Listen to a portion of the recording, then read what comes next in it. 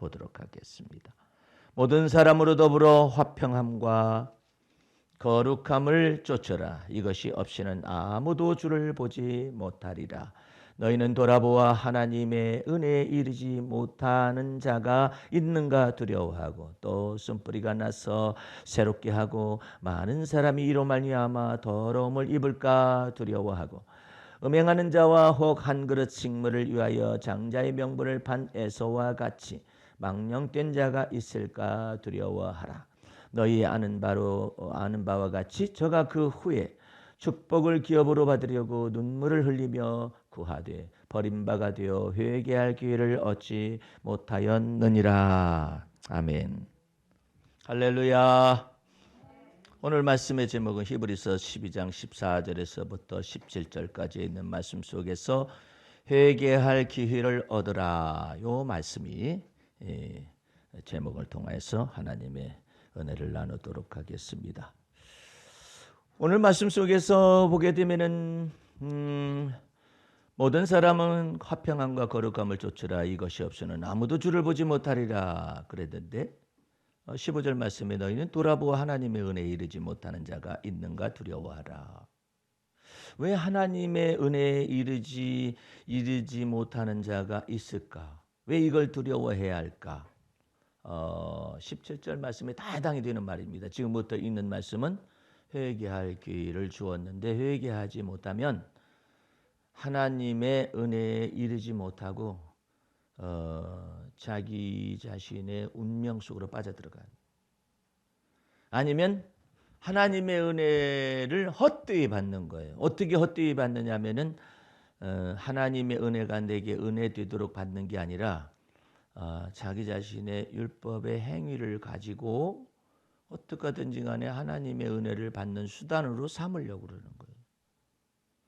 하나님의 은혜가 내게도 은혜로 받아들여지고 해석되어져야만이 하나님이 그 사람에게 너는 복의 근원이다 이렇게 말을 하는데, 아니 하나님이 은혜를 주었는데 이것을 자기의 의로운 공로나 자기 자신이 도덕적으로 깨끗해서나 아니면 의로워서 이것을 받은 것처럼 율법의 행위로 이것을 신앙생활을 하고 있는 사람들은 거꾸로 생각하는 사람들이다 이 말이에요. 하나님의 은혜가 내게 은혜 되어질 수 있도록. 자 보세요. 오늘 누가 나한테 그것을 보내왔어요. 하나님 앞에 주차 공간을 구했습니다. 그랬는데 하나님께서 주차 공간을 내게 예비하셨습니다라고 내게 보내왔어요.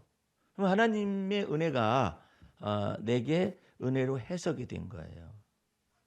그런데 그 하나님의 은혜를 어떻게 하느냐면 내가 빨리 와서 그랬다. 아니면은 내가 운이 좋았다. 이런 식으로 예수 믿는 사람들 해석하는 사람들이 있어요. 그럴 경우에 하나님이 보실 때는 하나님의 은혜가 내게 은혜 되지 못하였다. 하나님께서 어부에게 예수 믿는 사람 가운데서 어부에게 하나님 제가 오늘 바다에 그물을 던지러 가게 되는데 하나님께서 제게 은혜를 더하여 주시기 바랍니다. 그랬더니 고기를 어떻게든지 간에 밤새도록 그 그물을 던져가지고 어쨌든 고기를 많이 잡아가지고 와가지고 혼자 생각하기를 내가 밤새껏 쇠가 빠지게 열심히 했더니 하나님이 은혜를 주시는구나. 내가 쇠가 빠지게 노력을 하고 쇠가 빠지게 열심을 냈더니 하나님이 내게 은혜를 주었구나. 이렇게 묘하게 생각을 하는 거예요. 네? 내가 쇠가 빠지게 열심히 노력하고 쇠가 빠지게 힘을 다해서 어쩌고 저쩌고 했었더니 하나님이 감동해서 내게 준 건가 이렇게 생각한다고. 그럼 하나님은 어떻게 생각하기를 원하느냐? 하나님이 너의 수고한 모든 것에 복을 내리셨다. 이게 지금 생각하는 바가 약간 틀어지는 거거든요. 이 약간 틀어지는 것 가운데서 온전한 걸 가르치기 위해서 예수님께서 시몬 베드로를 처음 만났을 때 어떤 때 만났냐면 쇠가 빠지게 밤이 새도록 그물을 던졌지만 한 마리도 잡을 수가 없었던 그 순간에 예수님이 가신 거예요. 예수님을 만난 거죠. 예. 그물을 깊은 데로 가서 그물을 내리거라. 그래야만 고기를 많이 잡으리라. 어제 밤새도록 그물을 수고해서 던졌지만은 고기를 잡을 수 없었었는데요. 이제 말씀에 의지하여 내리리다. 그러니까 자기 자신이 쇠가 빠지게 내가 열심히 노력했더니 하나님이 감동해가지고 나한테 주었다, 복을 주었다, 이런 내용이 아닌. 하나님은 뭐라고 말씀하냐? 네 수고에 복을 내리, 네 손으로 하는 모든 일에 복을 내리고, 네가 들어가도 복을 내리고 나와도 복을 내리며, 내가 성읍에서도 복을 내리고 들판에서도 복을 내리리라, 이렇게 말씀하시는데, 쇠가 빠지게 내가 열심히 노력했더니 그 피와 땀과 눈물을 보시고 하나님께서 내게 허락하시다. 그러면은 피와 땀과 눈물을 보시고 하나님께서 감동하시면 모든 사람 다 피와 땀과 눈물을 다 흘려요. 지금은 많이 사라졌지만 한 1, 20년 전에는 금식 기도원이 그렇게 그냥 성행을 했었어요. 모든 문제 해결은 금식이야. 금식하면 돼. 그래서 금식 기도원을 아예 정해놨어요. 이런 것들이 내가 금식을 했더니 하나님이 감동하셔서 그랬다고. 하나님께서 내게 금식을 명하셔서 그 성령을 쫓아 행하였다라는 생각은 안 하고 내가 금식했더니 그랬다. 그러니까 하나님 앞에 응답 받으려면 금식으로 밀어붙여. 이렇게 된단 말이에요. 그렇게 하나님의 은혜가 내 속에 은혜 되는 게 아니잖아. 그러니까 막 낭떠러지 가서 막 기도하는 거야. 하나님 응답 안 주시면 나 떨어집니다. 그래가지고 응답을 어떻게 받았다고 가정하십시다. 그러면은 아이고 사모님 어떻게 했어? 아이고 권사님 어떻게 해서 응답 받았으니 부르짖었다고. 어디에서 부르짖? 낭떠러지에서 죽으면 죽으리라 부르짖더니 하나님이 감동을 해가지고 내게 응답하셨다고. 그러면 그 사람을 뒤쫓는 사람들은 전부 다 낭떠러지로 가야 할 것이며 전부 금식을 해야 돼요.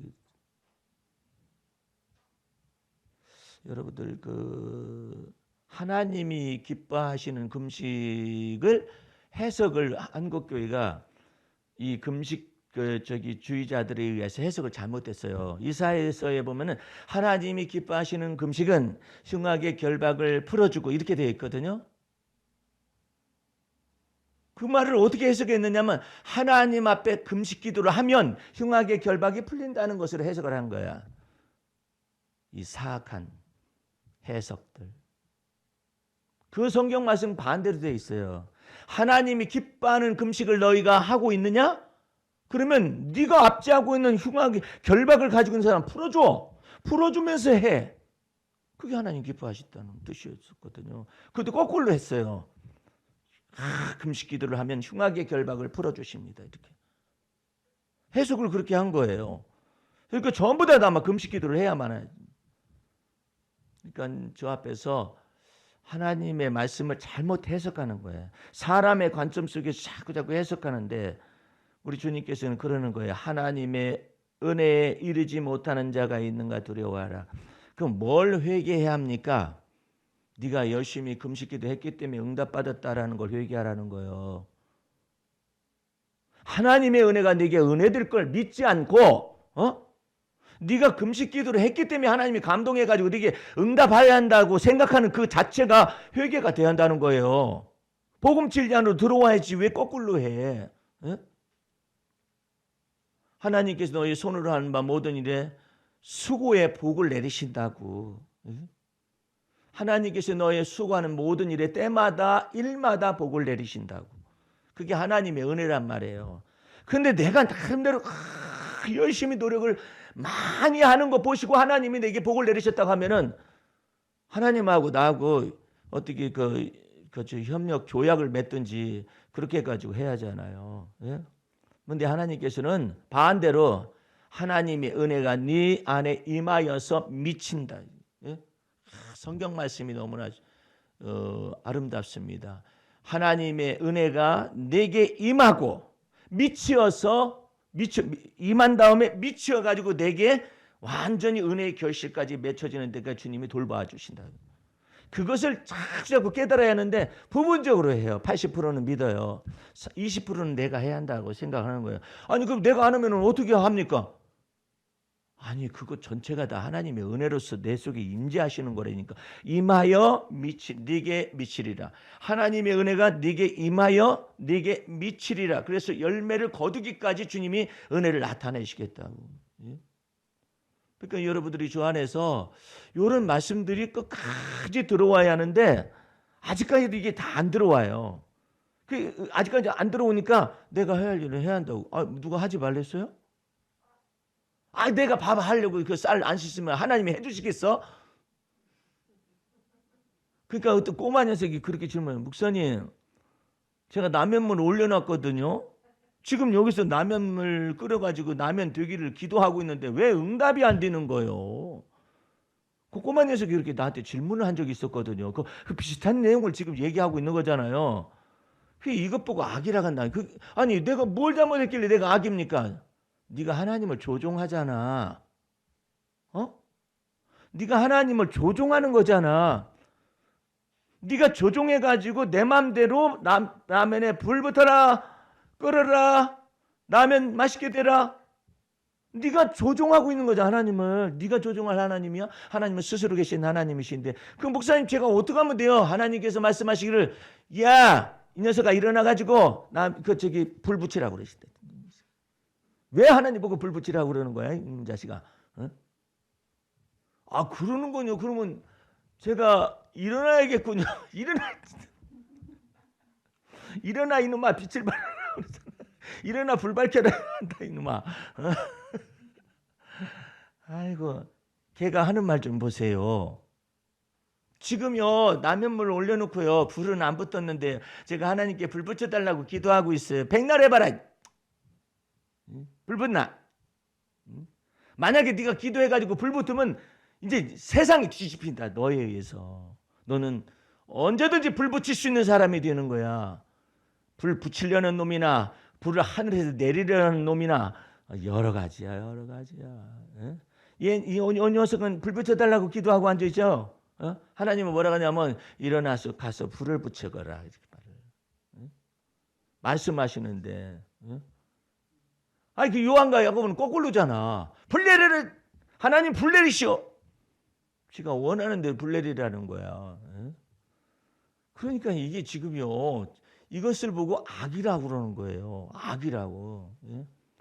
그래서 하나님은 여러분들을 이 영어의 이 단어가 굉장히 좀 두려운 단어예요. 이 언어가. 컨트롤이라는 것이 있어요. 하나님은 여러분을 컨트롤하지는 않습니다. 마귀는 여러분을 컨트롤하려고 그래요. 하나님은 여러분을 컨트롤하는 게 아니라 여러분의 마음속에 들어와 사셔서 감동을 주셔요. 이게 달라요. 여러분 말 안 들어도 금방 안 데려가시잖아요. 예? 만약에 컨트롤 하시는 분이시면은 이거 컨트롤 하는데 말을 안 듣잖아요. 그러면은 컨트롤 기제를 완전히 싹 없애버려요. 근데 컨트롤 하지 않아요. 예. 그게 참 놀라운 거예요. 애들을 컨트롤 해가지고 키우잖아요. 컨트롤 기계를 작동을 안 하면 움직이지를 않아요. 자꾸 감동을 줘야 해요. 예.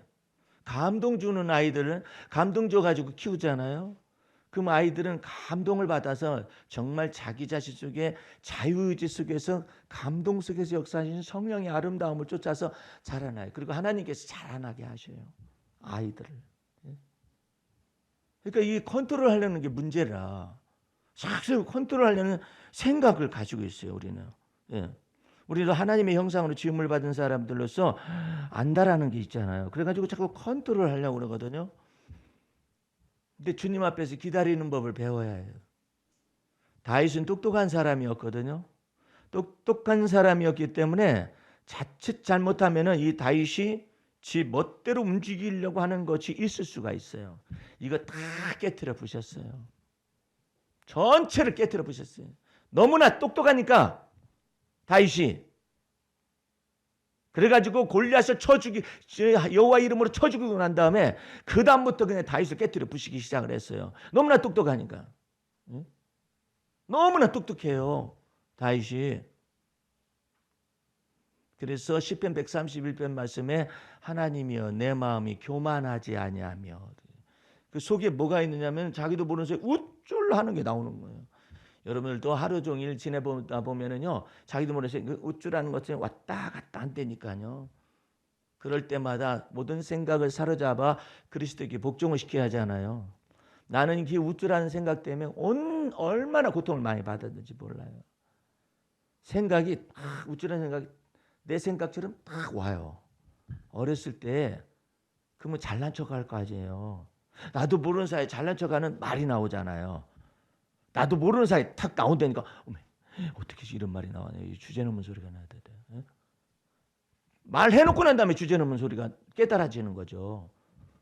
그래서 여러분들은 항상 하나님의 은혜가 여러분 속에 은혜가 되도록 하기 위해서 죽자사자 주님께서 연단과 훈련을 하시는 거예요. 아니 넌 어떻게 내가 하나님의 은혜로 너한테 그걸 주었는데 넌 생각하기를 네가 나름대로 뭐 열심을 해가지고 뭐 어쩌고 그래서 된 것처럼 생각을 한다. 너 나머지 뭐 그렇게 하지 않아도 잘들 살던데요. 그런 사람들은 거기까지만 두는 거예요. 더 이상 깊숙이 관여를 안 해요, 하나님께서. 그럼 평안이죠. 그게 그 사람에게는 운명이야. 그것을 끝나는 거야. 그렇게 살다가 죽는 거야. 그런데 하나님이 여러분 속에, 예수님이 여러분 속에 들어오셔가지고는 이와 같은 걸 깊숙이 파고들어가지고 하나님의 은혜가 내게 은혜가 되어질 수 있을 때까지 막 연단과 훈련을 하는 거예요. 왜 나를 이렇게 괴롭게 하십니까? 네 머릿속에 너무나도 깊은 것 속에서 우쭐대는 것이 있거든요. 사도 바울 좀 보세요. 본래도 똑똑했어요. 게다가 주의 복음 계시까지 받았잖아요. 이 주의 복음 계시를 받는데 이거 도대체가 베드로가 생각할 때는 이상한 사람 아니에요. 아니 예수 그리스도께서 역사적 예수님께서 우리에게 하신 말씀 전체가 다 복음 계시인데 그 위에 또 누가 복음 계시를 받는다는 말이야. 이런 것 속에서 굉장히 헷갈리는 거예요. 그 순간에는요. 우리야 이 다 정리가 돼가지고 성경 말씀 신구약 성경으로 받아들이니까 상관이 없지만 그때 당시에는 지가 뭔데? 교회를 핍박하고 시대발을 돌로 쳐 죽이는 데 증인이 됐던 핍박자요. 살해자가 뭘 어떻게 됐다는 거야. 그러는데 그 가운데서 이 복음 계시를 받잖아요. 그게 얼마나 이 속에서 나는 겸손하고 싶어요. 근데 겸손이 너무 힘들어. 막 나와. 이것들 뭐 12제자들이라 해가지고 봤더니 몇 명이 전부 다 갈릴리 출신들이야. 거의 다. 예? 다 거의 다 갈릴리 출신들, 뭐 불황무식한 사람들이에요. 만나보니까. 여러분이 생각할 때는 성경 속에서만 이 평면적으로 보니까 베드로, 요한과 야고보, 이렇게 보이죠? 영화 보세요, 영화. 예수님이 12제자 영화 봐. 거의 다 거짓골들이야, 다.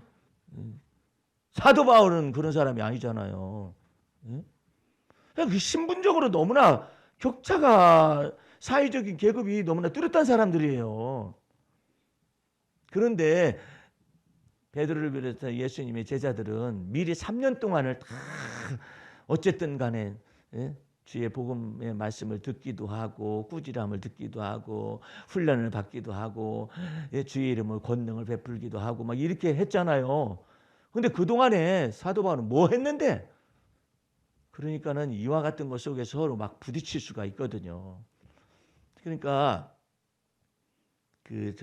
사도 바울을 바나바에 의하여서 이 양대 산맥이 부딪히는 순간이잖아요. 사도 바울은 누구의 대표냐면은 예수 그리스도를 보지 못하였으나 사랑하는 사람들의 대표예요. 이방인의 대표라고. 우리가 언제 예수님 쫓아다니면서 훈련 받았어요? 안 그러잖아요. 예. 그런데 사도 바울은 거꾸로 율법에 의해 정통한 사람이잖아요.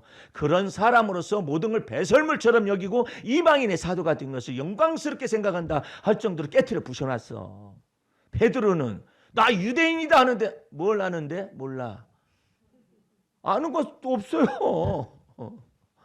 그냥 예수님 따라다니면서 복음 진리를 배우고 훈련받고 그랬을 뿐이지 아는 것도 없거든요. 근데 사도 바울은 거꾸로야. 나는 본래 이방 죄인이 아니었다. 나는 유대인이었다. 유대인 중에 유대인, 히브리인 중에 히브리인이었다. 바리새인이었다. 나는 사도 바울이 나는 바리새인이었다 말하는 순간에 예수님이 11제자는 다 죽어. 그 아래서 뭐 했는데 너네는 물고기 잡다가 왔다. 그게 뭐가 자랑이야. 자랑할 것이 없지. 예? 그래서 이 사도 바울을 낮추고 깨뜨려 부시기 위해서 눈에 가시를, 예? 여기에다 눈에 가시를 넣는데 이 연필만한 고통이 꽉 찔리면 느껴질 정도로의 그 가시의 의미가 그렇다라는 거예요. 조금만 교만하니 확 찔러버리거든요. 밤새도록 아파가지고 뒹굴고 그러죠. 생각해봐요. 열심히 복음 전하고 막 성령 연사가 임하고 막 귀신도 나가고 병도 고치고 막 말씀 속에서 막 으쌰으쌰 했는데 가서 보니까 어디 갔는지 사도 바울 선생님이 안 계셔. 보니까는 막 그냥 뒹굴고 앉아. 아이고 눈이, 아이고 눈이, 아이고 눈이, 아이고 눈이야, 아이고 눈이야 하고 이렇게 하고 뒤틀리고 있다고 생각을 해봐요. 이 사람이 왜 저러는가? 거의 발작 수준이네. 어? 수십 뿌리 그냥 막. 예? 그것도 성령께서 쑤시면 얼마나 좋아. 주님께서 그냥 사단의 가시를 붙여가지고 사자를 붙였으니 이 귀신을 보고 명령하여서 아예 그냥 자동으로 완전히 자동화로 만약에 교만한 것이 나오기만 하면 확 찔러버려요. 야, 그렇게 되어나서 왜 그랬겠어요? 하나님의 은혜가 내게 은혜가 되어지도록 네가 받은 계시가 너무나 금으로 말미암아 내가 너를 교만해지지 않도록 낮추기 위해서 여기다 가시를 집어넣는 거예요. 확 찔러버리겠습니다. 여러분들 치과 치료만 받아도 얼마나 아파요. 근데 눈까지 확 찔러버리죠. 오징어 얼마나 아프게. 차라리 빼라 빼. 사도 바울이 그랬어요. 차라리 눈을 빼버렸으면 좋겠다. 차라리 눈을 빼버렸으면 좋겠다. 그럴 정도로 아프고 그냥 주여 왜 그러시나이까? 조용히 해. 네가 주제넘은 생각이 오잖아. 오라 나는 곤고한 사람이로다. 이 사망의 몸에서 누가 나요? 그러면 그럴수록 깨트려지고 부서져가지고 오직 나의 낮은 것은 하나님의 은혜입니다. 어디까지 낮추느냐면요. 나는 사도보다 지극히 작은 자라까지 낮춰버려. 사실은 가장 높은 자인 것 같은데 나는 다른 사도보다 지극히 작은 자라. 얼마나 놀라운 얘기를 하고 있어요. 그래가지고 지극히 작은 자라가 돼가지고 하나님의 은혜가 내게 은혜가 되어지는 대로 나타나야 자랑할 것이 없는 거예요. 내게 자랑하는 것은 오직 십자가 외에는 자랑할 것이 없다라고 말을 하는 거예요. 근데 거기다 대고 내가 나름대로 열심히 노력했기 때문에 하나님께서 내게 복을 내리신 거야. 이래요? 나의 수고 때마다 하나님께서 내게 복을 내리시고 그것을 갖다 고생으로 화하지 아니하도록. 그러니까 우리 권사님은 내가 그 출근하는 길이 뭐냐면 고생스러워가 아니라 내가 매일 기쁘게 주의 길을 행함은 주의 발이 나와 함께 한다라고 생각하시면서 다니시면은 하나님이 은혜 위에 은혜를 더하시는 거예요. 아이고 이놈의 새끼들아 내가 너네들 먹여 살리기 위해서 죽도록 고생하고 고생해가지고 이런다 그러잖아요. 그럼 하나님의 은혜가 내게 은혜가 안 되는 거예요. 그래서 그렇게 하지 못하는 것들을 내가 가득 차 있는 것들을 회개하는 것을 보고 뭐라 하냐면 내 속에 악을 회개한다고 그러는 거예요. 이스라엘에서는 40년 동안 광야에 다니면서 변화가 안 나타나요. 왜? 회개를 하지 않아서 그래요. 여러분들 후회하고 회개는 많이 다릅니다. 여러분 생애 속에서 신앙생활에 역동적인 변화가 안 나타나는 건 뭐냐면 회개에 합당한 열매 안 맺어서 그래요. 잘못되었습니다. 고쳐주세요라고 자기 자신 속에서 진심으로 이와 같은 것을 막 통해 자복하면서 말하지 않기 때문에 성령께서 개입할 수가 없어요. 그랬다가 후회했다가 잘못했다고 말했다가 후회했다가 그냥 끝나요. 후회했다가 끝나. 그 변화가 없어. 그럼 귀신이 그래요. 그렇게 살다가 죽어라. 우리 테니스 하는 사람들도 그 동체 시력이라는 것이 있어요. 동체 시력이라는 건 뭐냐면 고양이는 빛을 가지고 이렇게 하면은 쫙 해가지고 빛을 쫓아가죠. 이렇게 하면 확 쫓아가죠. 송아지한테 말해. 그렇게 해보세요. 하나. 안 해. 고양이는 엄청 빨라요. 막 이 빛을 따라 딱 빛을 주면 쫙 가가지고 딱 잡고 이거 탁 잡고 이거 보고 동체 시력이 발달됐다 하거든요. 이제 나이가 들으면은요. 날아온다 이미 날아왔네. 이렇게 돼요. 운전할 때도 마찬가지죠. 브레이크 잡아야 하는데 그러니까는 이게 동체 시력이에요. 이런 것들이 자꾸 느려지는 거예요. 젊은 사람들은 확실히 달라요. 여기 쳐보면은 젊은 사람들은 그 젖볼은 못 잡지 하는데 가서 살짝 잡아요. 동체 시력이 발달돼 있어가지고 거리를 재는 거예요. 그런데 이거 하려면은 이게 지금 살아있는 볼을 치는 것이거든요. 이게 테니스라는 것이 골프공 날아가는데 쫓아가지고 딱 때리거나 이런 건 아니잖아. 예? 골프하고 전혀 달라요. 테니스는 이게 배드민턴하고도 다르고 이게 골프하고도 달라요. 골프는 아예 죽어있는 공을 때리는 거잖아요. 죽어있는 공을 가서 탁 때리고서 가자 해가지고 가고, 배드민턴은 공중에 있는 볼만 가지고 하는 거잖아요. 그렇지 않아요? 땅바닥에 있는 볼을 살려가지고 어떻게 치는 건 아니죠. 테니스는 달라요. 공중전, 지상전 이게 한꺼번에 있기 때문에 이게 묘한 매력이 있는 거예요. 근데 그렇게 되려면 땅바닥에서 살아있는 공이 막 오기 때문에 동체 시력이 발달돼야 볼이 감아져 가지고 온다. 그러면 이렇게 튀겠다라는 걸 해야 하는데 이거 못하면은 쳤는데 나는 앞으로 가고 앉아. 그거 어떻게 받아? 그래서 테니스의 매력들에 사람들이 빠져 있는 거예요. 예? 그러는데 이런 것들이 발달되는데 이게 잘 안 된다고 이게. 여러분들도 처음 배울 때 보면은 웃겨요. 아주 막 우스꽝스럽다고. 나도 마찬가지로 우스꽝스럽죠. 이 동체 시력이 이렇게 발달돼야 하잖아요.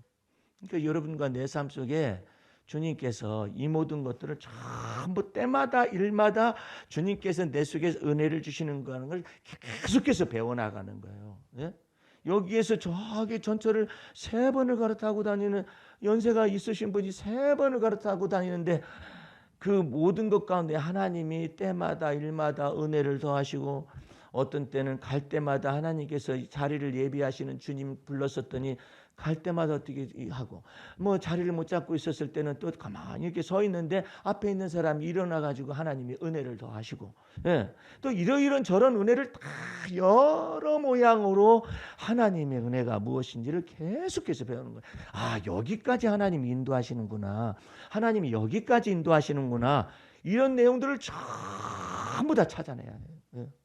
그것을 구하고 찾고 들겨가지고 여기에서도 하나님의 은혜가 있었는데 여기도 하나님의 은혜가 있었는데 내가 그랬잖아요. 광고 시간에 이 비는 지금 초봄의 비도 아니고 3월 말의 비인데 이 3월 말의 비가 무엇일까 하는데 하나님께서 내 마음속에 깨달음을 주시잖아요. 이것은 진달래꽃이라고 하는 이런 또 일부가 있지만은 큰 죽은 듯이 서 있었던 그 큰 나무들이 시커멓게 있는데 거기다가 이파리를 주시기, 초록색 이파리를 주시기. 이 비가 끝나고 나잖아요. 산천이 이제 색깔이 약간 바뀝니다.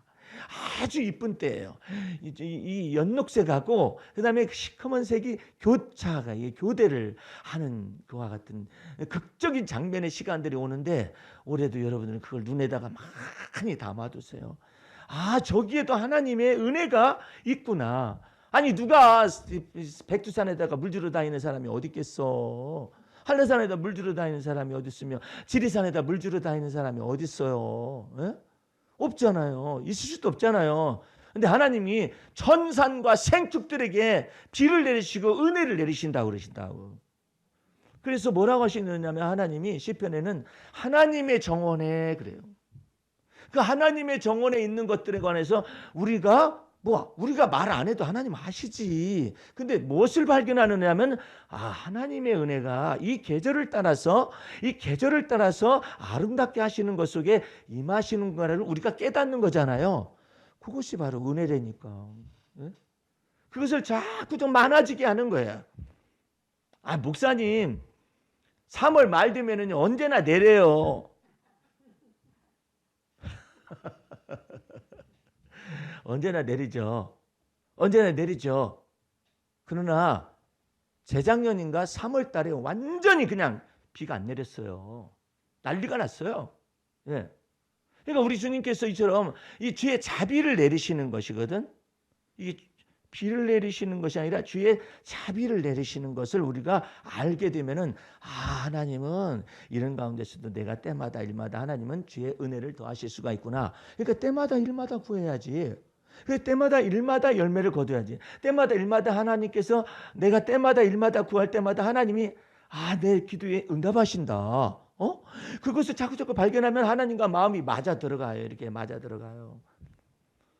근데 그와 같은 것 속에서 깨닫지를 않으면 이 두뇌가 망가져요. 이렇게. 그러면은 어떤 현상이 발생하느냐면은 하나님에 이르지 못하는 그런 것들이 발생하고 또 안에는 마음이 굳어져요. 마음이 자꾸 굳어져 가지고 그 속에서 이제 뭐냐면은 오늘도 그날, 내일도 그날 지겨워요. 그래가지고 이제 어떻게 되냐면 굳어지잖아요. 굳어지면서 늙습니다. 마음과 생각이 다 늙어요. 예. 늙어가가지고 이제는 창조력이 없어져 버려요. 예. 밥도 매일 해먹는 밥, 맛도 하나도. 입맛도 잃고 그래야 다음에서야 내가 때가 늦었구나 이런 생각들을 한다고.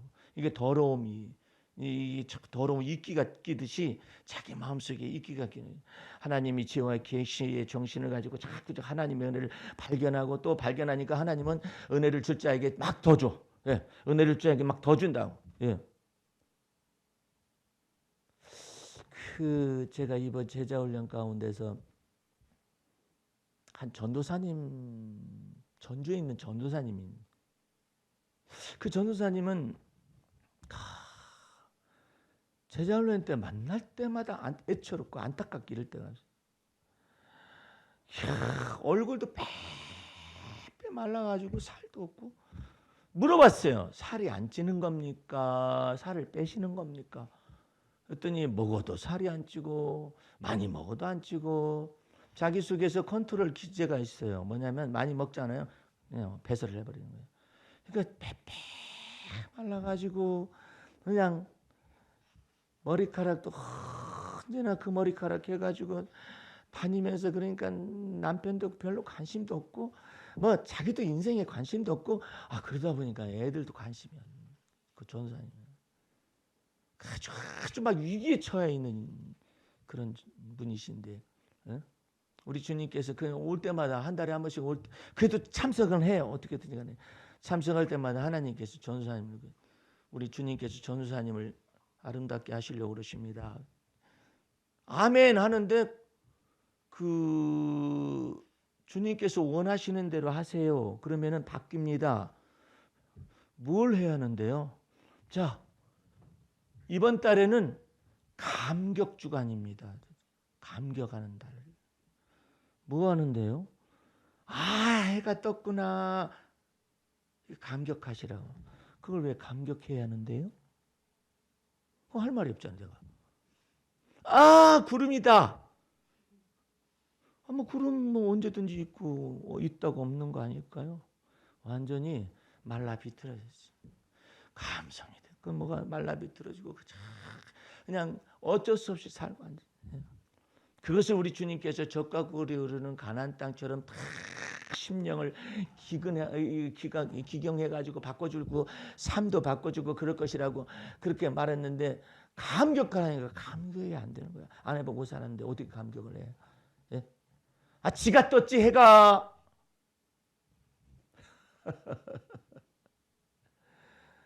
어린아이들은 하네. 둥근 애가 떴습니다. 이렇게 하잖아, 애들은. 그거 그냥 동요 속에서 하는 거잖아. 이건 하나님이 이처럼 해를 운행하고 계시다라는 것들을 생각을 하면서 감격을 하려니까, 감격이 돼본 삶을 안 살았는데 어떻게 감격이 돼요? 지가 뜬 거지. 목사님, 제가 해를 뜨게 하시는 하나님을 찬미하지 않아도 뜹니다. 그렇지, 뜨고 해도 뜨고 달도 뜨고 별도 뜨고 하루에 해도 그냥 탁 저물어가고 떴다가 뭐 밝아졌다가 이렇게 하지. 지가 그 언제 하나님이 바쁘셔가 그거 돌리고 앉아 계시겠어? 다 천사들을 명하여 가지고 그냥 다 작동하고 막 이렇게 하시는 것이 명령을 내려셔가지고, 근데 감격을 마음을 만들어야 한다고. 그랬더니 잘 안 돼요.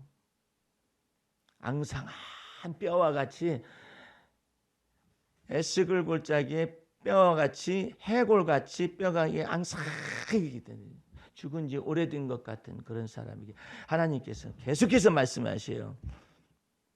전사님, 감격하는 것을 자꾸 해요. 자꾸 심어요. 5월이 됐는데 전사님, 향기가 나요? 무슨 향기요?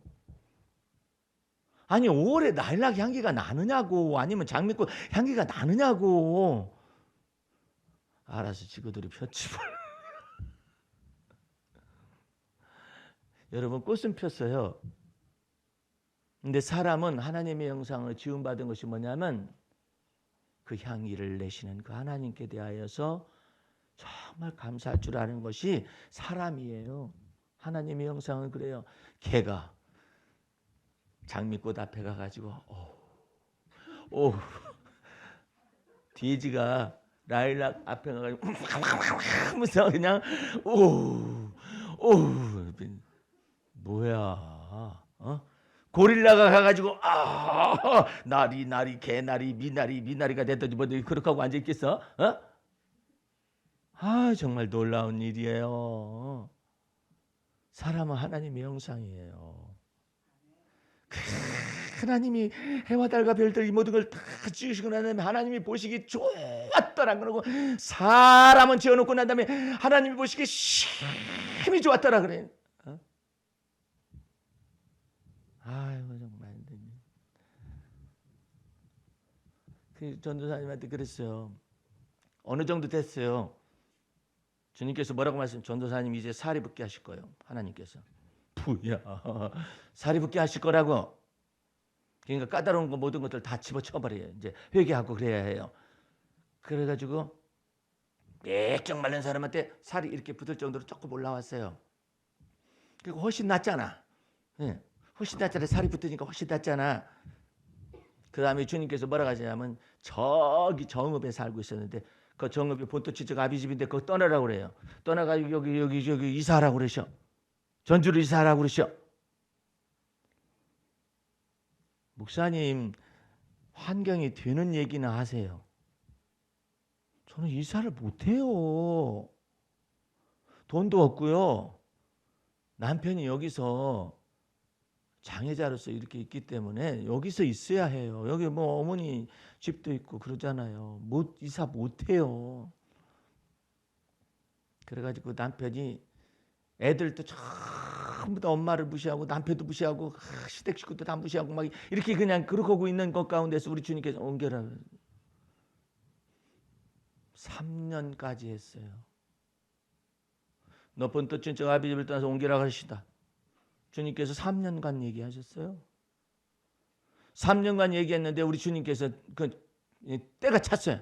때가 차가지고 탁 옮기라고. 그러니까는 돈도 하나도 없지만은 하나님의 은혜를 따라서 전주로 옮기겠다 해가지고 이제 옮겨놨어요. 옮겨놓으니까 남편 앞에 건의를 딱 세웠어요. 이 여전사님의 건의.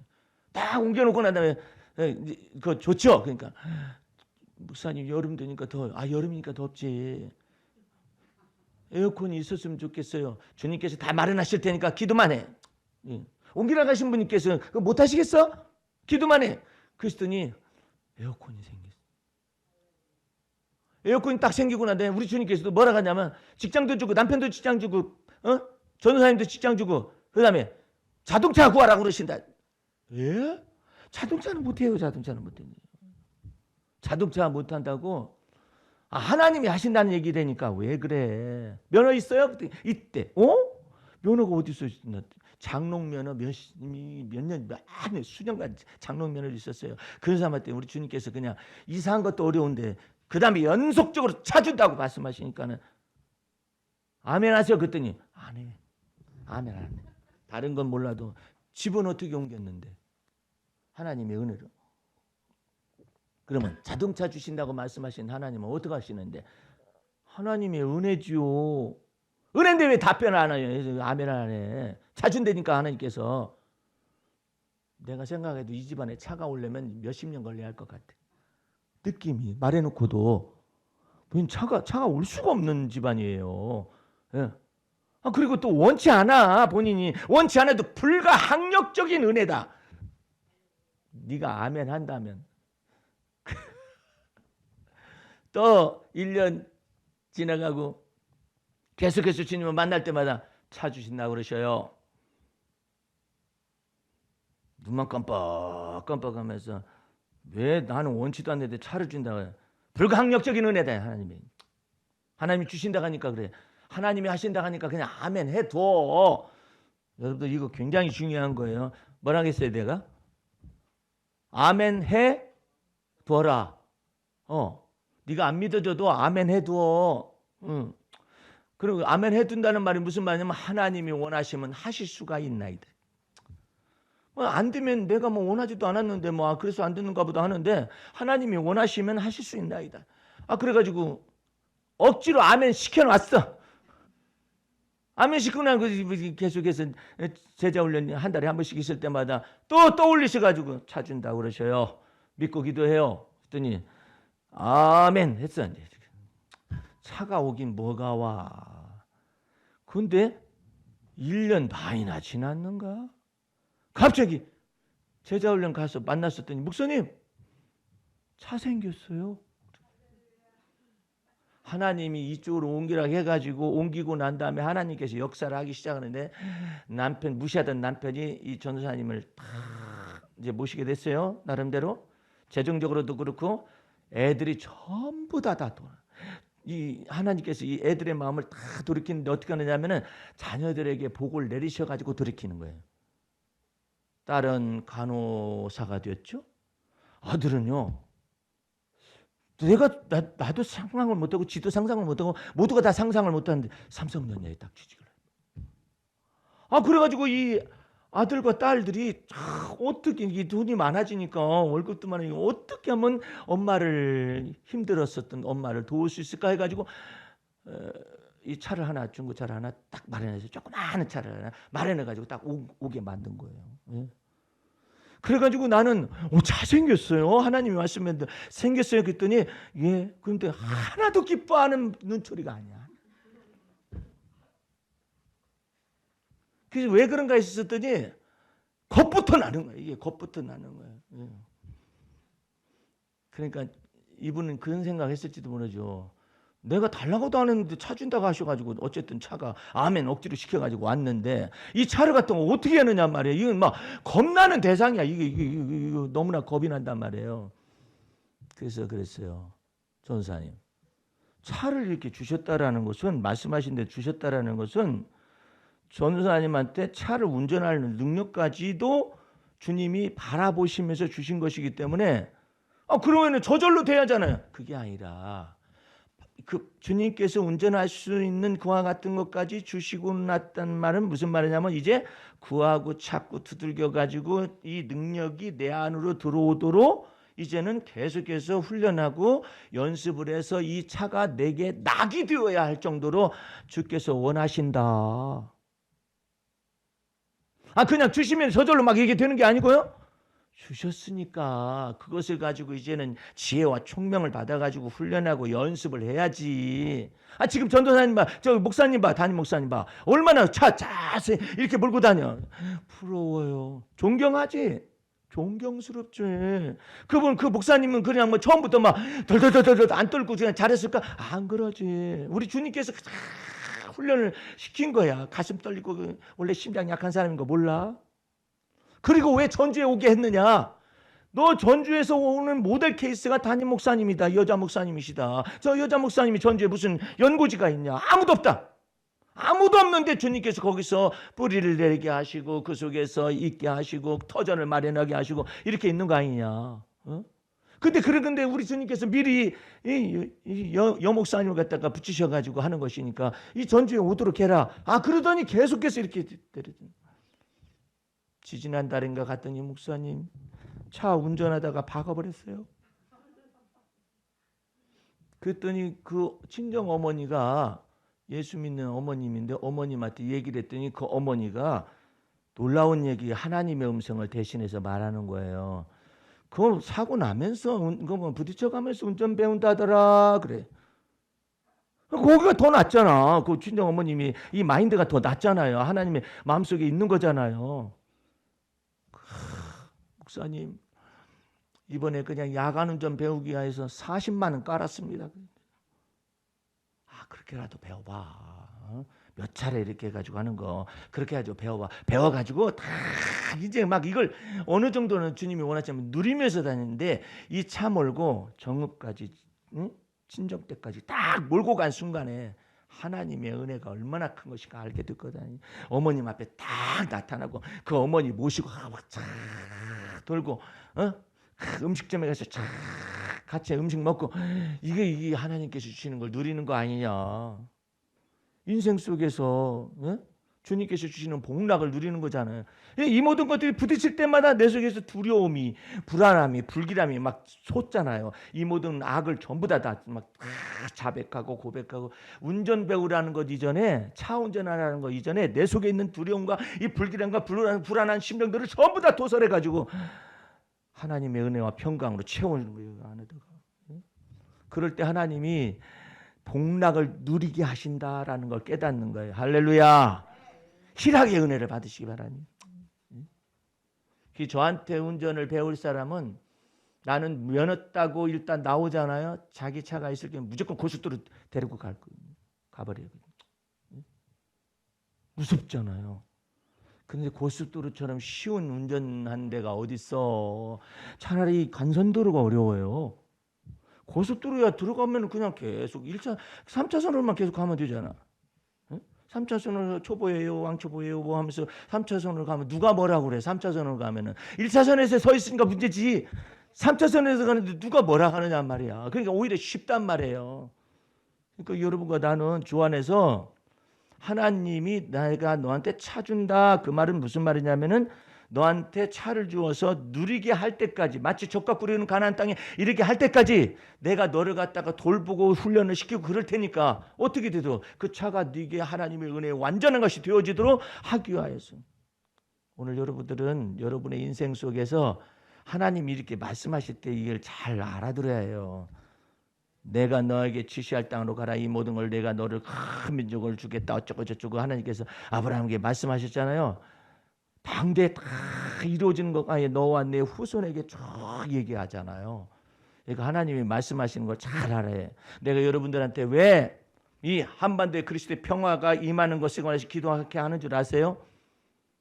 그거라도 기도하지 않으면 여러분의 눈 시야가 딱 좁아져 가지고 여당이네 야당이네. 예? 그게 여기에 귀말려가지고 맨날 불평하다가 그냥 끝나.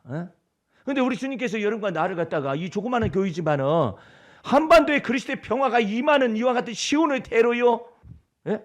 하나님의 은혜의 대로요, 이것을 다 보게 하고 그 속에서 한반도 속에 남북 간의 경제 협력에 이와 같은 길이 열리고 한반도 루트가 열려지면 시베리아 루트가 북방으로, 중앙으로 실크로드 루트가 열리고 남방으로 히말라야 루트가 열려지는 모든 과정 속에 이것을 다 바라보게 여러분의 눈을, 여러분의 믿음의 주요 온전케 하시는 예수님이 오시는 그 길을 예비하는 이와 같은 것을 이렇게 다 하는 거예요.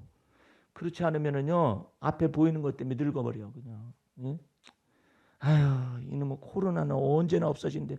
이놈의 코로나인지 하나님의 사역을 하기 위해서 나타나는 하나님이 명하신 것인지 구분을 잘해야지. 예? 그러니까 여러분들은 주 안에서 여러분 속에 있는 악이 무엇인가를 알아야 해요.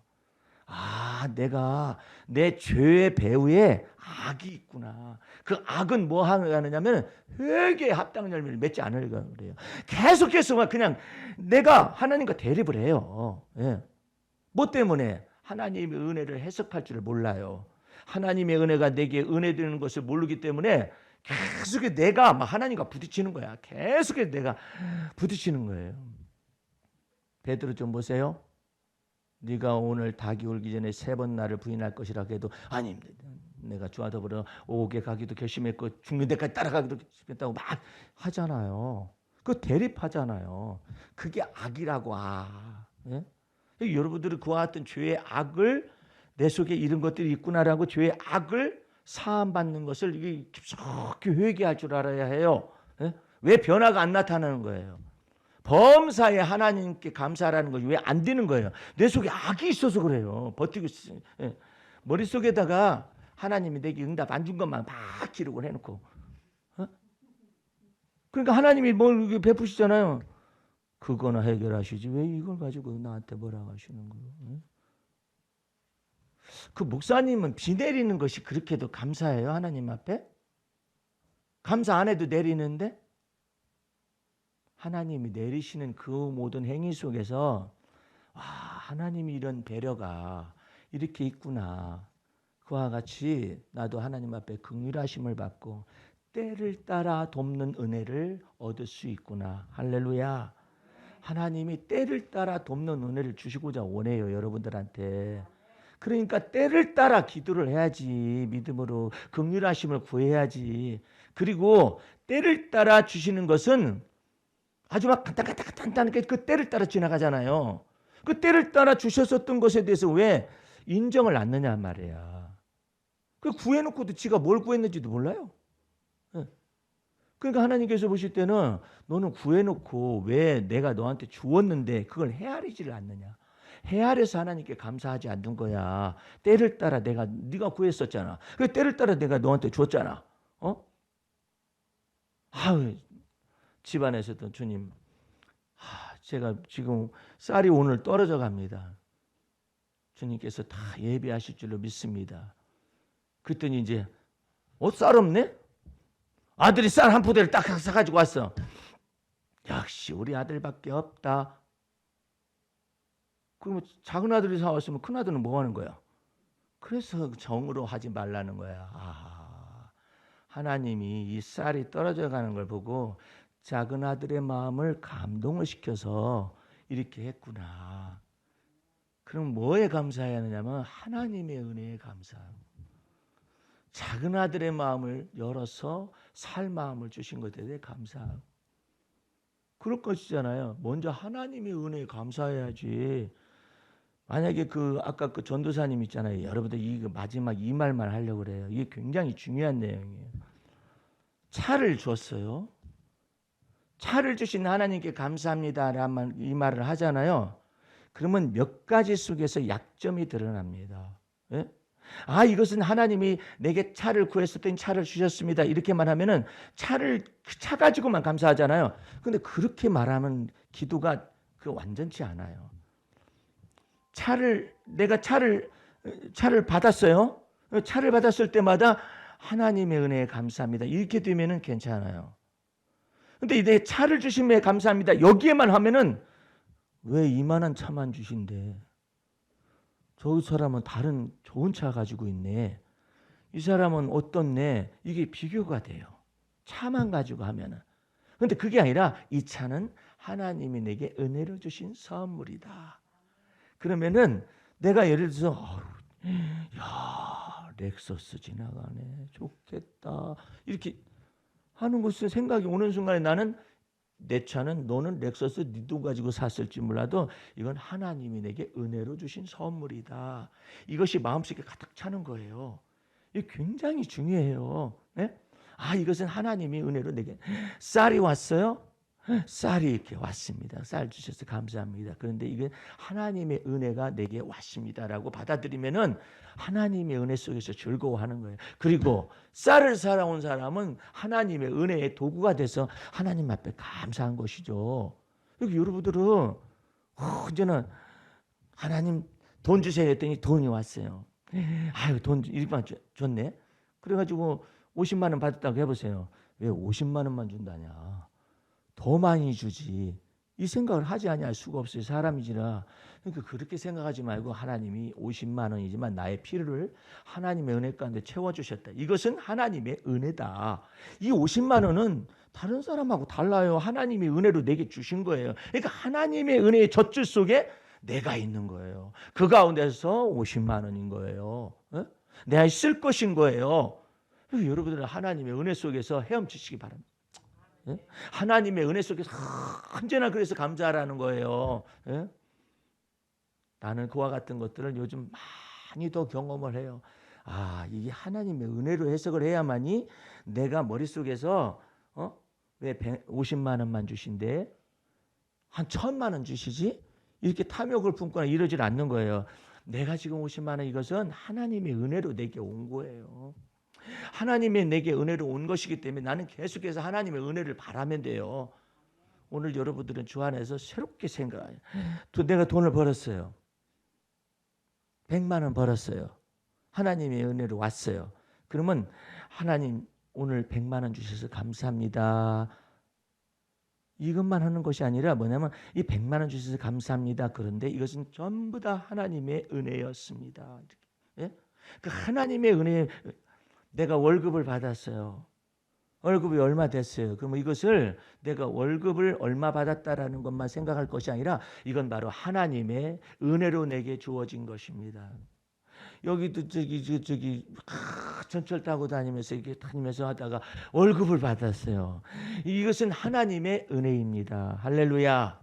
하나님의 은혜가 나를 그때까지 온 한 달 동안 내 속에서 은혜를 베푸신 것 가운데 소득을 주셨을 뿐이잖아요. 근데 이 소득만 생각하면 다른 사람은 아니 무슨 기성용이가 200억 뛰는 건물을 샀다고 그러대. 종로 일가 쪽에 200억이나 되는 거예요. 그 10분의 1만 나를 주시지. 그 생각이 들잖아요. 예? 근데 그것을 그렇게 생각하지 말고 하나님은 뭐라고 하냐면 너는 이때 하나님을 경외하라. 뭘 경외하는 거예요? 하나님의 은혜가 나를 나되게 하시는 것을 경외하라. 그것으로 계속 들어가면 여러분 속에 악이 없어지기 시작해요. 악이라는 건 뭐냐면 여러분의 자아가 날마다 죽고 그리스도만 존귀하게 된단 말이에요. 이 놀라운 은혜 속으로 들어가셔서 하나님의 은혜로 충만한 삶을 사시기를 주의 이름으로 축원합니다. 기도하겠습니다. 우리 하나님 아버지 감사 찬미 올립니다. 주의 보혈 능력이고 그 피의 권세와 능력을 쫓아서 매일의 삶을 살게 도와 주시옵소서. 예수님 이름으로 기도하였습니다. 아멘.